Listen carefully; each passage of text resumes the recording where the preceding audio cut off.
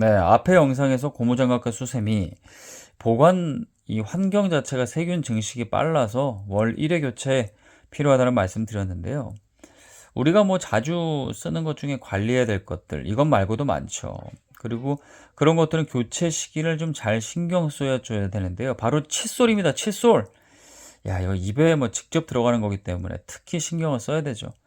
일단 평소 관리가 중요합니다. 사용 후에 물기도 좀 털어내고 수직으로 잘 세워서 통풍이 잘 되는데 둬야 되는데 간혹 아낀다고 밀폐 용기에 넣어두는 경우가 있어요. 그러면 박테리아가 빨리 증식하기 때문에 피해야 된다고 합니다. 전문가들은 교체 시기 칫솔은 3개월에서 4개월마다 교체해주면 좋대요. 또 베개입니다. 베개. 예, 이거 베개도 머리가 닿고 또 돌아가면 얼굴도 닿기 때문에 청결이 중요한데요.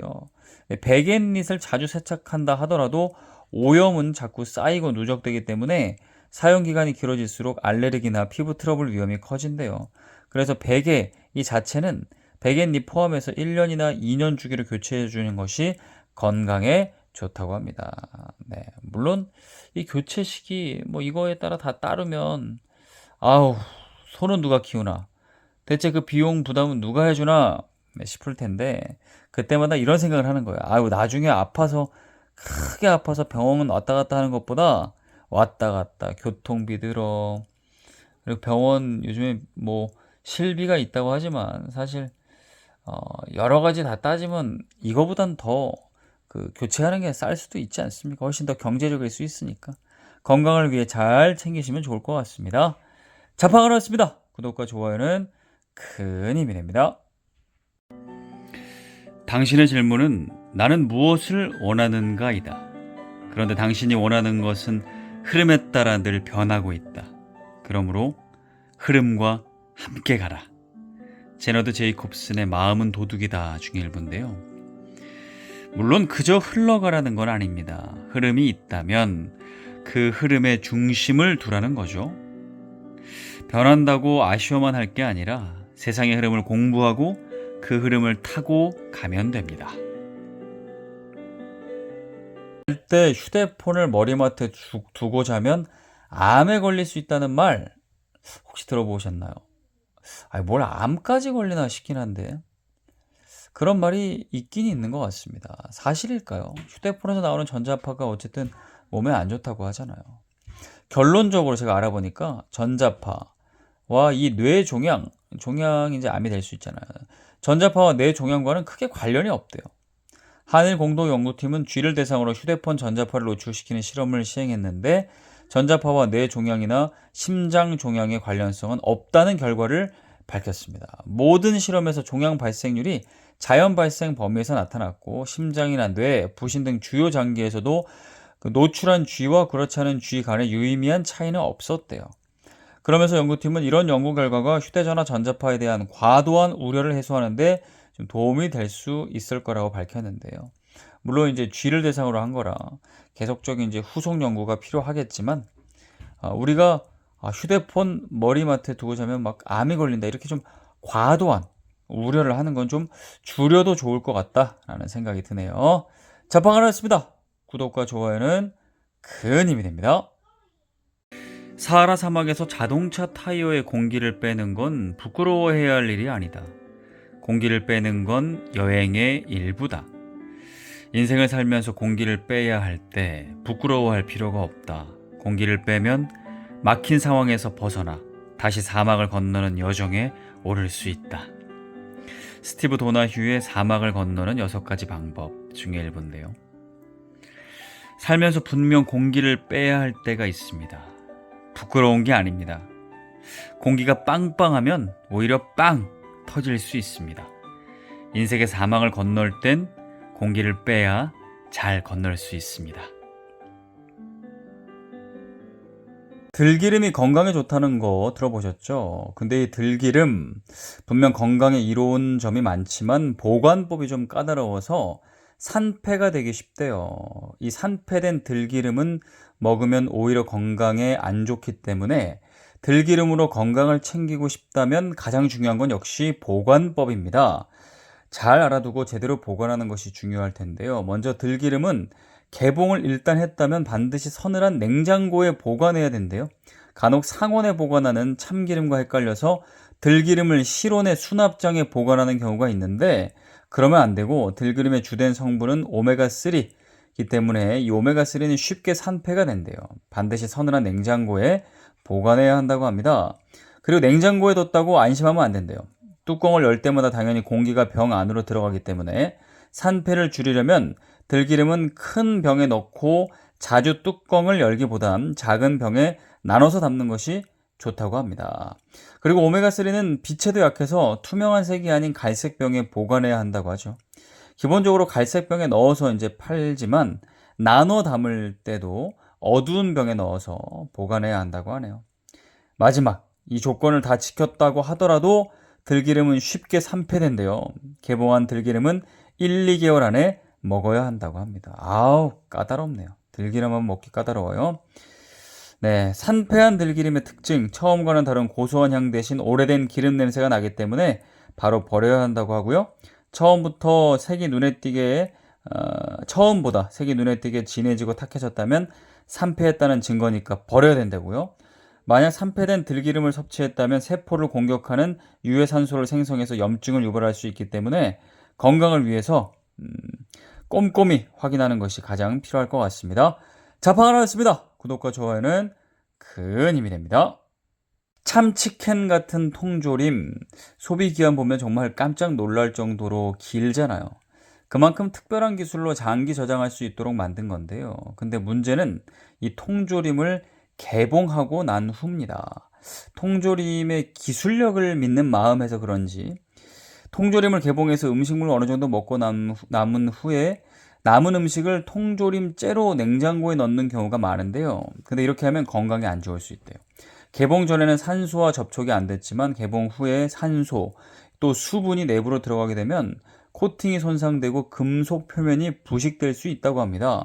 그럼 음식물의 금속 용출이 빠르게 진행될 수 있고 오래 보관하면 보관할수록 더 용출량은 커지겠죠.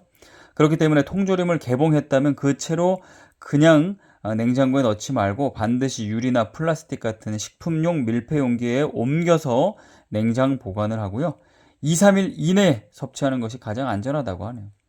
그리고 애초에 통조림을 살 때는 통조림 그 통이 팽창하거나 녹슨 곳은 없는지 누출 흔적은 없는지 잘 확인하고 구입하는 것이 좋겠죠.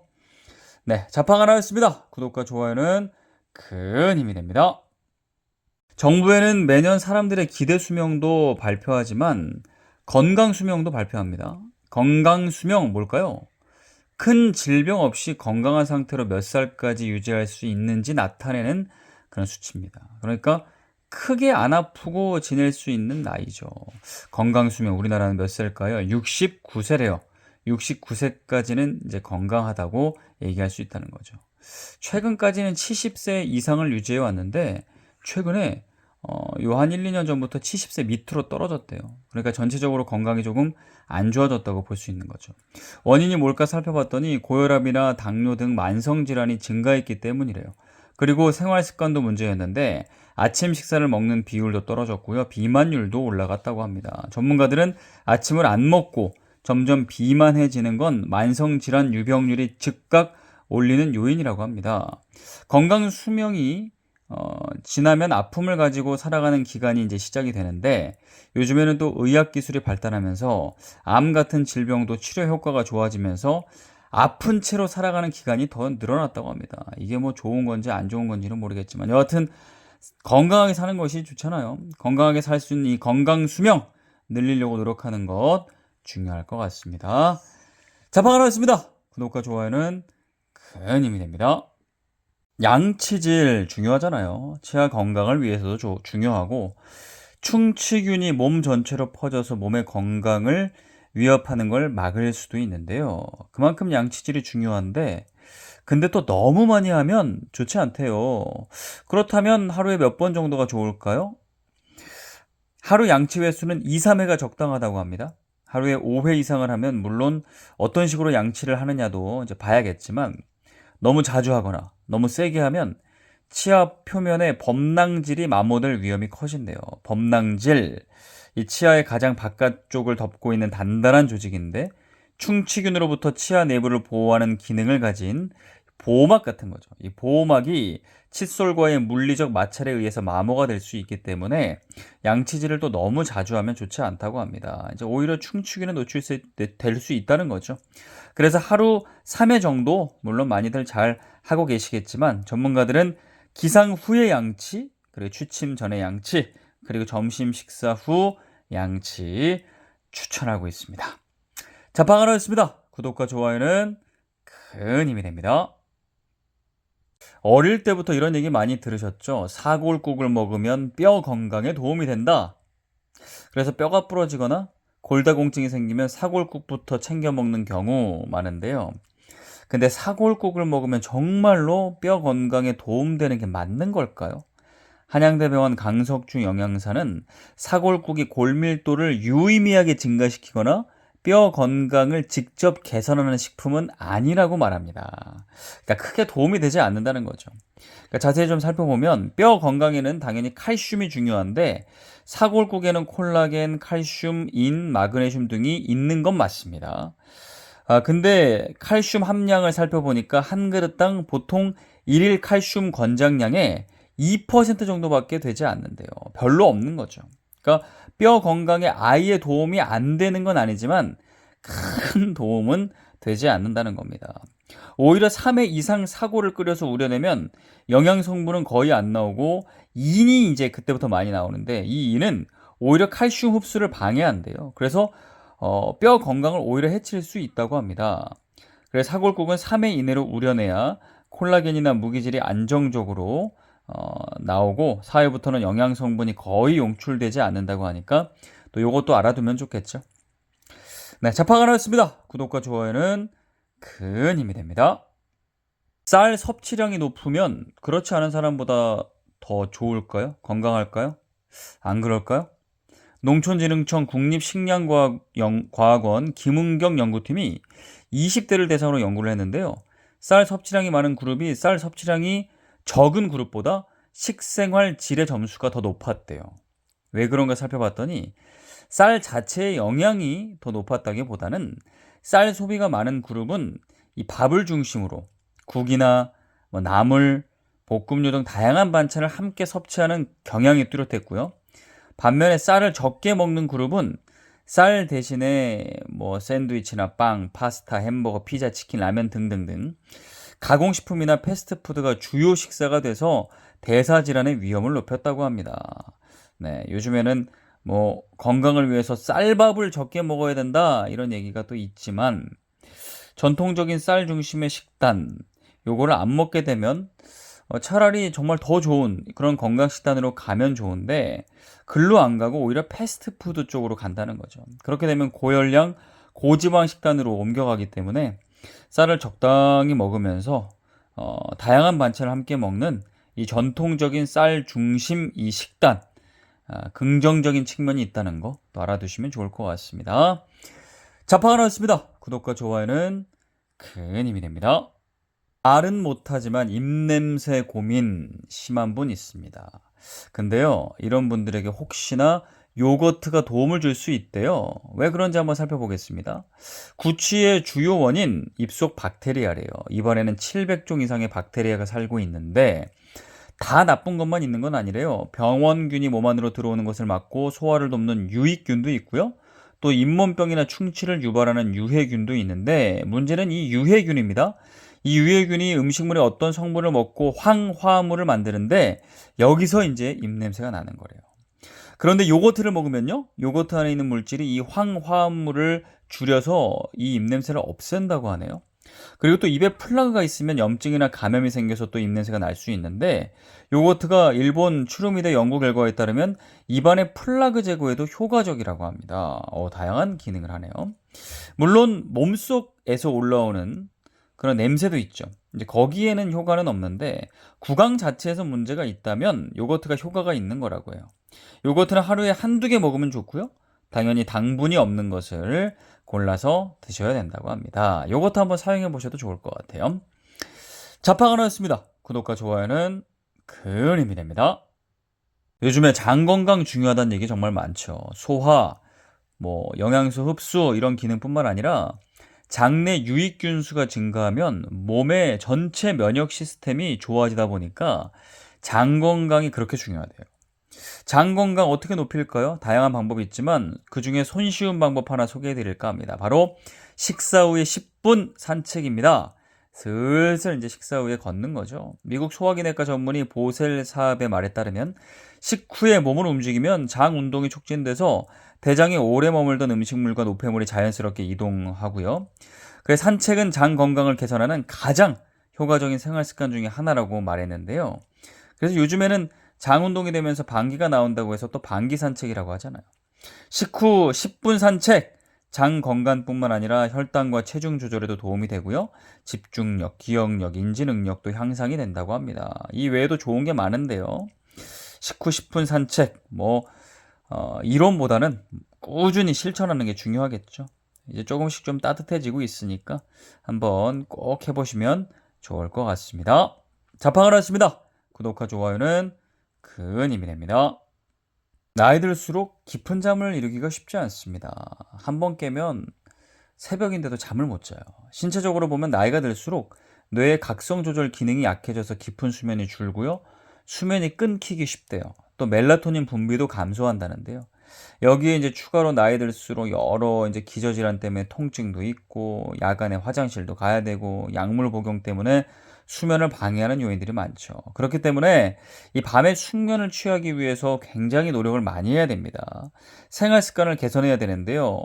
중요한 부분 중에 하나가 규칙적인 수면이래요. 수면 시간을 유지한다고만 되는 게 아니라 7시간 잤으니까 됐어 이게 아니라 자는 시간, 기상 시간을 매일 일정하게 유지하는 것도 중요하대요. 뇌의 생체 시계가 불안정해지지가 이제 않기 때문에 밤에 잠도 잘 온다고 하죠. 그리고 밤에 잠을 잘 자기 위해서는 낮 동안에도 각고의 노력이 필요합니다. 가벼운 운동도 해야 되고요. 햇볕 쬐기 또 도움이 되죠. 그리고 낮잠이 필요하다면 되도록 15분이 넘지 않아야 한다고 하고요. 늦은 오후에는 낮잠을 피해야 되죠. 그리고 늦은 오후부터는 카페인, 음주 자제해야 되고 또 잠들기 전에는 스마트폰 등의 강한 빛 자극도 좀 피하고요. 또 침실은 어둡게 하고 온도, 습도 조절도 중요하잖아요. 아우 뭐 이렇게 할 게 많아. 참 낮에도 할 게가 많습니다. 숙면을 위해서. 근데요. 잠보다 중요한 게 있나 싶을 정도로 잠이 중요합니다. 건강을 위해서도 그렇고 정신적으로도 그렇고 잠을 잘 자기 위해서 이 정도 노력하는 거는 하나도 아깝지가 않죠. 자팡을 하겠습니다. 구독과 좋아요는 큰 힘이 됩니다. 수험생은 시험에 합격하면 장밋빛 인생이 펼쳐질 것이라고 기대하고 회사원은 직업을 바꾸면 만사가 술술 풀릴 것이라고 기대하지. 하지만 막상 바라던 것이 이루어져도 상황이 뭐 하나 달라지지 않는 것을 흔히 볼 수 있다네. 기심이 이치로 고가 후마타게 미움받을 용기 중의 일부인데요. 내가 안 바뀌고 환경만 바뀌면 어딜 가든 똑같습니다. 내가 바뀌고 내 마음이 달라지면 같은 환경도 달라 보이고요. 환경이 바뀌면 더 좋습니다. 믿음과 행동. 우리는 언제나 믿는 대로 행동한다. 우리가 하는 모든 행동은 우리가 믿는 무엇 때문에 하는 것이다. 만약 원하지 않는 행동을 한다면 잘못된 믿음을 가졌기 때문이다. 진실을 믿으면 현실이 바뀐다. 알렉산더 로이드 벤 존슨의 힐링 코드 중에 일부인데요. 음식도요, 믿으니까 맛있게 먹을 수 있죠. 농약과 방부제 덩어리라고 의심하면 전혀 못 먹을 텐데요. 그래서 믿음이 중요합니다. 근데요, 더 중요한 건 틀린 걸 믿으면 안 됩니다. 무엇이 진실인지 잘 구분해서 믿는 노력 필요합니다. 이제 날씨가 조금씩 따뜻해지니까 운동 좀 해볼까, 슬슬 밖에 좀 나가볼까 하시는 분들 분명 계실 겁니다. 걷기 운동부터 슬슬 시작하는 게 좋잖아요. 근데 걷기도요, 그냥 걷는 것보다 이 걷는 시간, 걷는 방법 이런 걸 좀 알고 걸으면 어차피 같은 시간에 걸을 거면 더 좋은 효과를 낼 수 있잖아요. 먼저 걷는 시간 언제 걸으면 좋을까요? 아침부터 정오 무렵까지 걸으면 좋대요. 미국 캘리포니아대 퍼시픽 메디컬 연구소 또 플로리아대 연구팀의 연구 결과에 의하면 아침부터 정오 무렵에 활발하게 움직이고 밤에 잘 쉬는 사람들이 그렇지 않은 사람들보다 체력이 더 좋았다고 하고요. 걷기 등 운동을 할 때 몸을 더 효율적으로 사용했다고 합니다. 그리고 걷는 자세도 중요하잖아요. 그래 더 효과가 큰데요. 다양한 자세 방법이 있겠지만 일단 양발은 일자, 11자로 만들고 발이 땅에 닿을 때는 이 발 뒤꿈치부터 발바닥 중앙 그리고 발가락 순서로 누르듯이 쫙 이렇게 걷는 거 있잖아요. 그러면 자세도 교정되고 또 운동 효과도 좋대요. 그리고 걷는 게 조금 익숙해졌다면 보폭을 평소보다 조금 넓게 갖는 거죠. 한 10cm까지 늘리면 좋겠는데 그건 좀 힘들 수도 있으니까 한 5cm 정도, 한 2, 3cm 정도 좀 더 늘린다는 생각으로 걸어보시면 좋을 것 같아요. 운동 효과가 늘면서 뇌혈류도 증가하고 산소 포화도도 더 높아진다고 하네요. 네, 걷는 것도 다 방법이 있군요. 자판가 나왔습니다. 구독과 좋아요는 큰 힘이 됩니다. 커피 좋아하시는 분들 많죠. 정말 좋아하시는 분들 중에는 아침에 루틴으로 이제 공복에도 커피 드시는 분들 많아요. 아침에 탁 커피도 내리면서 커피 한 잔의 여유 즐기면 너무 좋잖아요. 근데 사실 건강 측면에서 봤을 때는 공복의 커피 좋을까요? 위산분비를 촉진해서 위벽을 자극해서 속쓰림이나 소화불량을 유발할 수 있다고 합니다.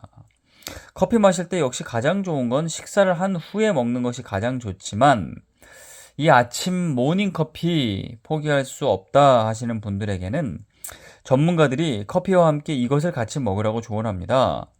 바로 아몬드와 계란, 그릭 요거트인데요.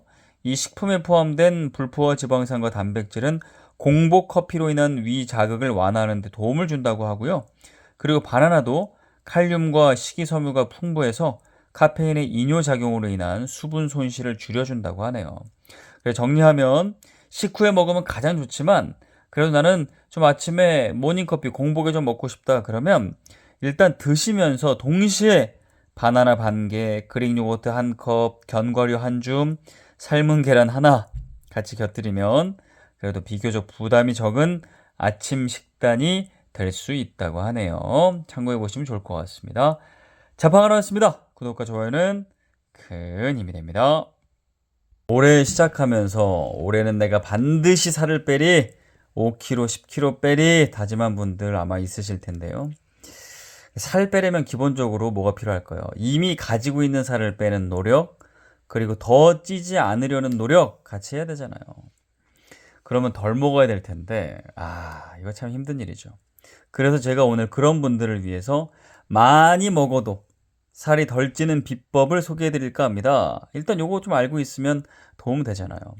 영국 브리스톨대 그리고 미국 국립당뇨병 소화기 신장질환연구소 또 캐나다 맥길대 공동연구팀이 미국 국립보건연구원에서 진행한 연구를 보니까 천연식품 위주의 식단을 섭취한 사람이 초가공식품 위주의 식단을 섭취한 사람보다 57%나 더 많은 양의 음식을 먹었는데도 총 칼로리 섭취는 330kcal가 적었다고 합니다. 와우. 그러니까 천연식품 위주로 먹으면 많이 먹어도 총 칼로리는 가공식품보다도 훨씬 적었다는 거죠. 여기서 말하는 천연식품은 뭘까요? 우리가 잘 아는 채소, 과일, 콩류, 통곡물 이런 것들입니다. 네, 이건 잘 아시잖아요. 연구진은 우리의 위와 뇌는 칼로리 수치보다는 음식의 물리적 부피에 더 영향을 많이 받는다면서 천연식품을 먹으면 포만감은 더 오래 유지되면서 총 열량, 섭취 열량은 낮추고 건강에도 좋다고 합니다. 네. 일단 적게 먹는 게 힘든 분들이 있어요. 그래서 포기하는 분들이 많은데 일단 가공식품보다는 천연식품 위주로 드시면서 다이어트 해보시면 좋을 것 같습니다. 자판가 나왔습니다. 구독과 좋아요는 큰 힘이 됩니다. 우리가 운동을 할 때 보통 땀이 좀 나야 운동을 좀 열심히 했다. 오늘은 조금 최선을 다했구나. 운동 효과가 있겠구나. 이렇게 생각을 하는데 근데 정말 이 땀이 많이 나면 운동 효과가 있는 걸까요? 과연 연관이 있는 걸까요? 전문가들은 땀이 적게 나더라도 운동 효과는 충분할 수 있대요. 땀은 운동의 질을 나타내는 지표가 아니라 체온이 상승하기 시작했다는 신호에 불과하다고 합니다. 또한 체내 수분량이 일정치 않거나 체온을 낮추는 냉각 메커니즘이 제대로 작동하지 않으면 땀은 더 많이 날 수 있대요. 그러니까 땀의 요인은 다양하다는 거죠. 운동과 연관이 없다는 거죠. 실제로 미국 라이스트 연구팀의 연구에 따르면 땀이 더 많이 나더라도 그렇지 않을 때보다 똑같이 운동을 했다면 칼로리 소모량과 운동 강도는 크게 다르지 않았다고 하네요. 네, 땀이 적게 났다고 뭐 운동 덜 했다고 생각 안 하셔야 될 것 같아요. 자파가 났습니다. 구독과 좋아요는 큰 힘이 됩니다.